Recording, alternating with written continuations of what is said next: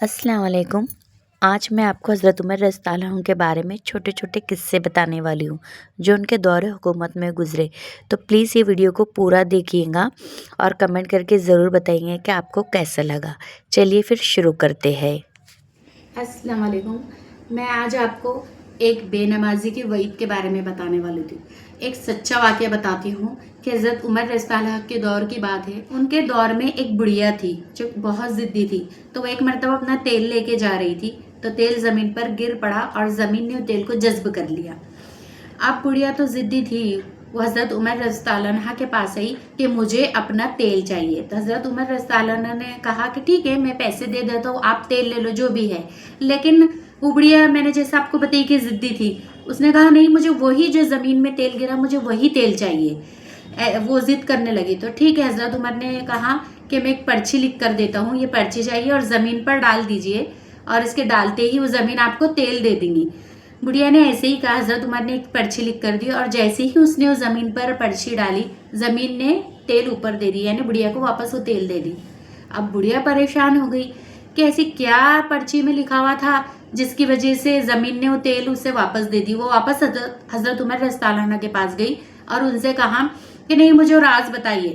کافی اصرار کرنے کے بعد حضرت عمر رضی اللہ عنہ نے بتایا کہ وہ پرچی پر میں نے لکھا تھا کہ اے زمین، یہ بڑھیا کا تیل دے دے ورنہ میں تیرے پیٹ میں ایک بے نمازی کو دفن کر دوں گا۔ تو زمین نے گھبرا کر تھرا کر وہ تیل واپس کر دی۔ تو سوچو کہ جب زمین ہی ایک بے نمازی کو لینا نہیں چاہتی تو ہماری تو کتنی نمازیں قضا ہو گئی، کتنی نمازیں ہم نے ضائع کر دی۔ تو اس واقعے سے ہمیں یہ سبق ملتا ہے کہ ہم نے 5 وقت کی نمازیں پڑھنا چاہیے کہ ہماری نماز چھوڑنے کی وجہ سے زمین نے تیل واپس کر دی۔ تو انشاءاللہ آج سے ہم عہد کریں گے کہ انشاءاللہ اول وقت پر 5 نمازیں حضرت عمر رضی اللہ عنہ کا دور تھا۔ جب حضرت عمر رضی اللہ عنہ حکومت کر رہے تھے تو اس وقت ایک آدمی نے ان کو بطور ہدیہ 2 شیشی عطر کی اور ایک زہر کی بوتل دی، حالانکہ وہ آدمی یہودی تھا۔ جب یہ تینوں شیشی حضرت عمر رضی اللہ عنہ کی خدمت میں حاضر ہوئی تو 2 شیشی تو سمجھ گئے کہ وہ عطر کی تھی اور ایک شیشی بھی انہیں پتہ چل گئی کہ زہر کی تھی۔ تو انہوں نے یہ والی دعا پڑھی، سنیے دعا۔ بسم اللہ الرحمن الرحیم، بسم اللہ الذی لا یضر مع اسمہ شیء فی الارض ولا فی السماء وہو السمیع العلیم۔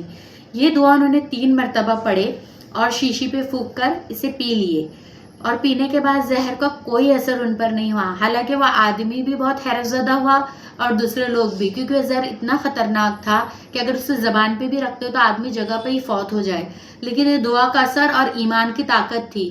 یہ دعا اگر ہم صبح میں 3 مرتبہ اور شام میں 3 مرتبہ پڑھ لیں گے تو ہم ہر شر، مکر، حادثہ، مصیبت اور ہر الا بلا سے دور رہیں گے۔ صرف چند سیکنڈ کی دعا ہے، اس دعا کو ضرور یاد کیجئے اور صبح شام پڑھا کیجئے۔ اللہ تعالیٰ آپ کو اپنے حفظ و امان میں رکھے۔ عمر کے دور کا آپ کو ایک قصہ سناتی ہوں کہ ان کے دور میں ایک تنبورہ بجانے والا تھا جس کی جوانی سے بڑھاپے تک اس نے تنبورہ بجایا، کیونکہ اس سے اس کے گھر چلتا تھا، روزی روٹی چلتی تھی۔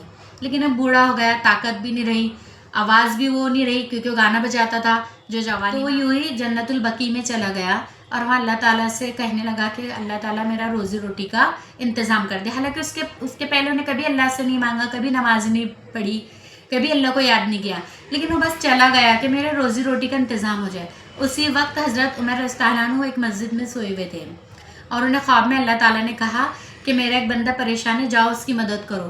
تو حضرت عمر بنا چپل کے بھاگے ہوئے گئے اور جب وہاں دیکھا تو یہ تنبورہ بجانے والا تھا۔ اب تنبورہ بجانے والے کو لگا کہ حضرت عمر کہیں مجھے مارے نہ، کوڑا نہ مار دے، تو بھاگنے لگا۔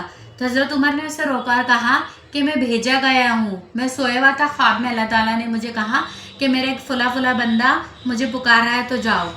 تو وہ بندہ پریشان ہوگا تنبورہ بجانے والا اور رونے لگا کہ زندگی بھر تو میں نے اللہ سے مانگا نہیں، نہ نماز پڑھی، اور سجدے میں گیا اور اللہ سے معافی مانگی اور ایک چیخ مارا اور ختم ہو گیا، یعنی انتقال کر گیا۔ تو حضرت عمر نے ہی اس کی جنازے نماز پڑھی۔ تو دیکھیے ہمارا اللہ تعالیٰ کتنا رحمان ہے، کتنا رحیم ہے۔ وہ تو چاہتا ہے کہ ہم اس کے پاس جاؤ، ہم ایک قدم جاتے ہیں نا تو اللہ تعالیٰ چل کر آتا ہے، اور جب ہم اس کے طرف چل کر جاتے ہیں تو دوڑ کر آتا ہے۔ تو استغفار کو اپنا اوڑھنا بچھونا بنا لو، یعنی اٹھتے بیٹھتے سوتے کھاتے پیتے ہمیں استغفار کرنا ہے، اپنے گناہوں کی معافی مانگنا ہے۔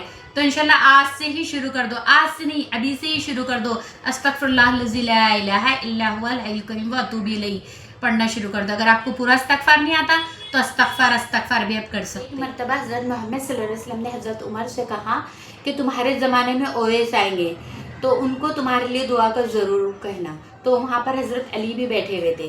حالانکہ حضرت عمر اور حضرت علی کو دعا کی ضرورت نہیں تھی، لیکن یہ ہمیں سمجھانے کے لیے اور ماں کی فضیلت بتانے کے لیے کہا۔